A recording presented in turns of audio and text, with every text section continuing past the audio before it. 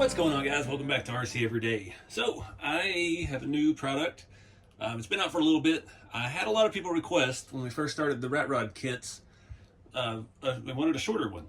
Not the long stretched suicide front end look isn't for everybody. So that was kind of the first iteration, first big change I'd made on the kit designs. So I have these available now. It changes quite a bit of things. It's not just a shorter chassis rail. You can see here next to the standard kit. The standard kit does give you the option to mount this grill back that far, and you could trim off the front if you'd like, but there's a different servo configuration in this, and I've got one built here in the background, so I'll show you a little bit about that. So what this does, the servo mounts inside the old grill and sticks out the front, so your servo arm is out here. So the axle cannot really be that close to the front end. It has to be further out, allowing room for the shocks and the steering arm. With the new design, the servo actually mounts on the inside. So what that does is allow you to get the axle right up against the front. It's going to be a little bit trickier doing the steering link, but it can be done. There's lots of ways around it. Just like we've talked about on the other kits, there's not one set way to do this. And that's the thing with all of my kits. It's not for the beginners. You're not going to be able to buy this and put it together with no experience whatsoever. You're going to need spacers, you're going to need rods, you're going to need to know the difference in the rod ends and things like that. Experience is definitely required. I get that a lot. Everybody wants to buy an RTR. It's just not possible right now. Not a big company. It's a one-man show, so don't have the money to buy, even if we did 50 kits as rollers with no electronics, I can't get a good enough deal on these unless I buy like 5,000 of them to make it where I could keep the price down, and the kit wouldn't be $1,000. Same way with the rear axles and the major components like that, the scale transmissions. You got to buy thousands and thousands of those if you're going to put together a kit to sell like that. Otherwise, the base kit is $140, comes with all of this seen here minus the hardware, and the cabs are $120. And if we added everything else to it, you'd be looking at $600 or $700 for just a roller kit. And it makes it even more out of reach price-wise for a lot of folks. So this way, these are designed to be slow builds. Take your time with it. Use spare parts, odds and ends, and the designing and the styling is up to you how it comes out. So let me show you here on my completed one a little bit more about how the steering setup is and how this front mounts. One thing to notice also, the grill on the Super Short is narrower because it's so far back. You want to have plenty of space still for your scale engine, and just like the other kits, it has the motor plate, and this will work with the SSD scale engine, which is only 20 bucks roundabout. Places like A-Main and RPP Hobby still have plenty of them in stock.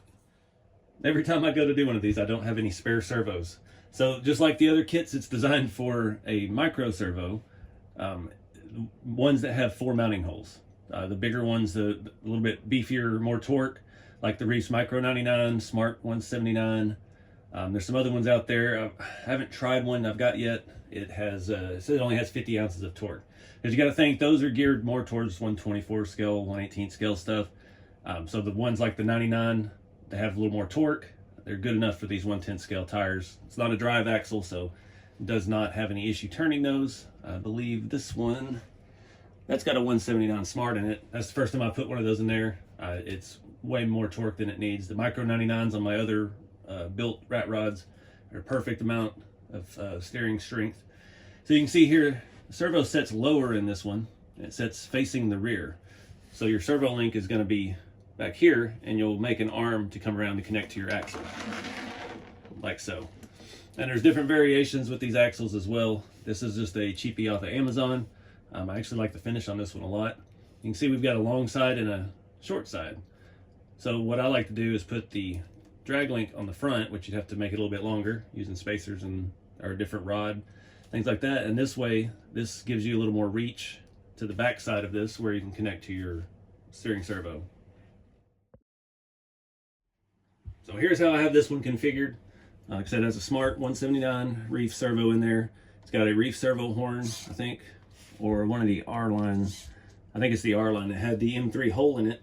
These, because you're using M3 hardware, M3 rod ends, but most of the micro servo things are made for M2 or M2.5. So either drill out the hole on your servo horn and just put an M3 bolt in it, or you can get a servo horn already made and tapped for M3 hardware. This looks like, I don't remember what length, a 35 millimeter rod, I think, 30 or 35, might even be a 25. And it's just finding the right combination of rods and rod ends. I bent this one in a vise, just put it in there and kept hammering on it till I got the angle that I needed to connect this steering. And we've got excellent range of motion. Servo is completely out of sight. One concession we had to make to get the wheelbase this short, I had to cut a little bit off the front of the scale motor. Those SSDs have a timing cover, just like a regular small block Chevy engine, and I just ground a little bit of that off. So the front of the motor is open, which will help cool this massive engine that's in this one. This one has a Castle Sidewinder 3 5700 some odd kV brushless motor in it. It's ridiculously fast. So just like the other kits, we're using the radius arm style suspension. We've got 2 links going back here to the holes provided in the transmission motor plate right there.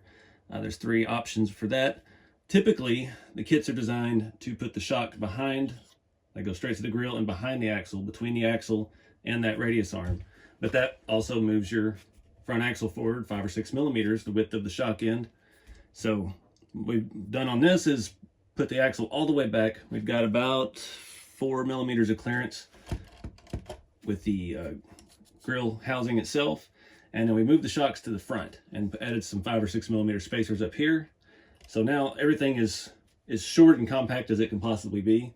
One concession with that, with moving the arms around, the spindles on the axle, like I told you, putting the longer version further back, so it's less work hooking up your servo. Did you need to use a curved rod on this to clear the shock bodies themselves?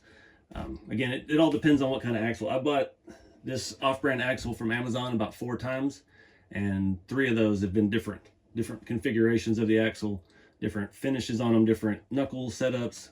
So there is a lot of stuff with those items from Amazon. You never quite know what you're going to get. Seems pretty consistent lately. The last 2 times I've ordered, I've gotten this one, and this one has the most ideal spindle setup. This rod is actually RC 4-wheel drive, just paired with some short offset rod ends. All the kits, like I said, are geared around, like, think of how a TF2 is made. The M3 hardware, rods and rod ends, like your steering and your suspension on crawlers and things like that. It's kind of the same process. And this not being the custom drop axle, my other rat rods, I'll show you one here in a second. I get a custom machined drop version of this axle on eBay. There's a link on all the chassis listings on the website to that, as well as this one. And yeah, it lowers the axle down, makes your rods back here parallel with the frame, and basically it's a lowering trick. It gets it to set lower. But this is running the 50 millimeter RC 4-wheel drive Bilstein shocks, when if you had the drop axle, you could run a 60 or 70 millimeter, all depending on what size tire and wheel you run with. And the rear setup on this is as short as possible. This again is another part that's all up to you.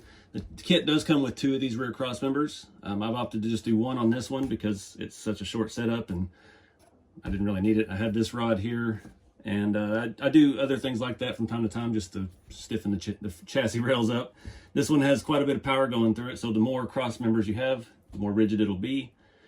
This is a neat little setup, another Amazon axle. You can see I've used some other 4-link mounts off the bottom to mount shocks down low and get the ride height and the pinion angle that it needs to have. The suspension rods for this short of a wheelbase, you can see how close the tire is to the cab. They're basically just long grub screws. So I've got angled rod ends on all 4. They are, I believe they're in the Amazon store as well. And those are the longer variant of those. So I've got on top, it looks like a 5 millimeter spacer. And holding all that together is basically probably a 12 or 14 millimeter grub screw. You screw it into one rod end, slide your spacer over, screw the other one down. On the bottom, it looks like we've got a 6 millimeter spacer and the same configuration. And that's working good for this one at the ride height it's at. And we got the pinion angle set very well. And yeah, only problem is I built this rear suspension and this ride height off of a taller tire that I had on here. And I swapped these. These are some eBay slicks. These are not RC tires, and they are not very good. You can see they're all scratched up. They're pretty hard. There's no foams in there. I did have them on the beadlock rings, but after a drive, they popped out already because these are a super thick rubber, and the beadlock rings it squeezed it out. But we're gonna be swapping this out to a better, little bit taller tire on these RC 4-wheel drive 1.9 wheels, because I love that look and the contrast between the red and the, I don't know what kind of green you'd call that. But yeah, it needs a little bit taller tire because it was bottoming out too much while I was driving it, hitting the bottom of the chassis on the ground, and then it would lose control while it's putting all that power down. So all the engineering is up to you. Like I said, these kits are not designed for beginners. These are designed for experienced scale builders that are looking to do something different and think outside the kit. Here's a look at it cab to cab, lined up with a standard kit. The original kits now have 4 mounting holes, or 3 different places, basically 4 holes in the front where you can move the grill backwards. So this one is on the middle 2 holes, and it just gives you a little bit more room for your steering up front, and allows you, if you're running a V8, to bring the grill back a little closer to it. It also has the option to put it all the way out front if you're running like a scale 12 valve Cummins or something, a longer printed engine. These, again, they're designed for these SSD engines. You can see the one in the back there has got an RC4 drive V8 swap.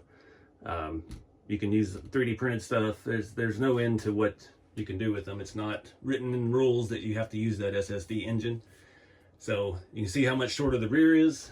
These are actually the same length rails in the back. That just has some Barbie 57 Chevy fenders on it. That's much shorter 4-link, and you can see how much we're about 1 inch shorter in the front. Let me measure that wheelbase. So we go center to center. We are at about 12 3/4, and then back here on this one we're at about 15 1/4. So about 3 inches different in wheelbase. Just a quick look underneath. This is some crawler drive shaft that I had laying around. It worked with this wheelbase. I don't know exactly what size it was or anything. But yeah, it's the same configuration. It works with the RC 4-wheel drive scale R4 TCI transmission.